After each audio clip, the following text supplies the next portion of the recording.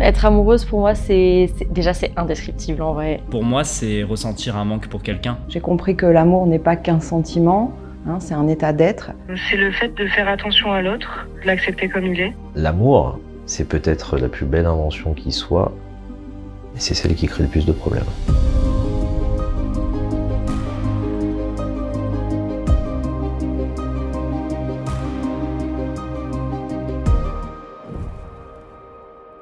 J'ai remarqué depuis 5-6 ans de plus en plus de couples de jeunes qui viennent. Dans une démarche que je trouve très intéressante et qui peut être nouvelle et qui peut être justement liée à cette génération-là, qui est une sorte de questionnement, de volonté peut-être d'apprendre comment eux ils vont construire leur relation amoureuse. Les jeunes, vous êtes en train de marcher aussi le terrain, d'expérimenter effectivement le polyamour, couple ouvert, enfin, c'est qu'est-ce que j'y mets derrière le concept, et chacun a toujours une définition. Notre couple se réinvente, tous les autres schémas de couple se réinventent, donc en fait, c'est pas imaginable les couples qu'il y aura dans 10 ans et la façon dont on vivra l'amour. Souvent on me dit, bah oui, moi je veux être en couple. Pourquoi je veux être en couple? Pourquoi je veux... Enfin, c'est un vrai choix en fait, on a le choix, il n'y a pas d'obligation. Ce que j'ai pu remarquer par rapport à mes anciennes relations, c'est que j'étais beaucoup trop avec la personne tout le temps sur toutes les activités que je faisais et j'avais très peu d'activités personnelles. Peut-être que cette génération renforce cette idée que pour être heureux, c'est peut-être déjà pas mal de commencer par être heureux soi-même indépendamment de l'autre et de pas compter sur l'autre pour son propre bonheur. Être en couple, c'est pas être à deux. Hein. Être en couple, c'est être à trois.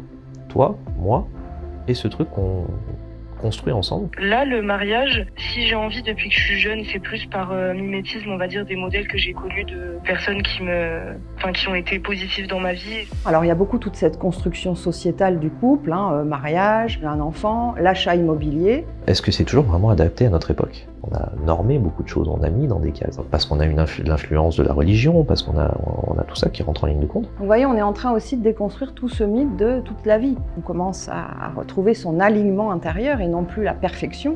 Il va y avoir le choix d'aimer, parce que aimer est un verbe d'action. Je suis en couple depuis un peu plus de 3 ans du coup avec Pierre et nous sommes lancés il y a près de 9-10 mois en polyamour. On a décidé de faire évoluer notre couple. Avant, on n'en parlait pas. L'idée d'ouvrir le couple, c'est de mettre à jour la notion de fidélité. Est-ce qu'en étant fidèle à l'autre, je suis fidèle à moi? J'ai beaucoup discuté avec des personnes qui connaissaient le couple libre, le polyamour. On a pris certaines choses qui nous allaient chez eux et on les a adaptées. Il y a des choses qu'on a totalement refusées. Donc oui, il y a eu toute cette phase où en fait, il faut parler. L'idée du polyamour existait déjà avant, à minima. C'est culturel aussi. Parce que dans d'autres cultures, sur d'autres continents, il y a certaines communautés qui sont sur des fonctionnements potentiellement polyamoureux. Peut-être qu'on vient questionner dans une Europe vieillissante, est-ce que les structures normées, parce que dans les générations d'avant, on se mariait par tradition, on se mariait parfois par intérêt aussi, pour quitter le foyer familial. Ça fait 6 ans qu'on est ensemble. Mon chéri que j'aime énormément, qui me demande au bout de 6 ans de relation, pour moi c'était sûr que ça allait être oui, sans hésiter. On nous vend, il faut faire des études, il faut avoir un bon job, il faut se marier, avoir des enfants. Ce modèle est encore quand même très ancré. Je vis mon couple au fur et à mesure qu'il évolue, on le fait changer. La chose la plus importante, c'est la confiance et la communication. Ma vision du couple, c'est 2 personnes qui s'aiment. Indépendamment de la sexualité, indépendamment de tout ça. Il n'y a pas forcément besoin de vivre ensemble, il n'y a pas forcément besoin d'avoir la même sexualité, il y a peut-être plus besoin d'avoir des projets, d'avancer. Et l'idée, c'est d'arriver à pouvoir avoir une stabilité émotionnelle. Mais tant que j'ai pas ma stabilité émotionnelle, ça va être dur de la vivre avec l'autre parce que je vais chercher à ce que l'autre vienne remplir un vide. Je savais même pas que j'étais capable d'aimer une autre personne. On a découvert un mot qu'on connaissait pas, qui est la compersion, qui est le fait d'être heureux du bonheur de l'autre. C'est l'inverse de la jalousie.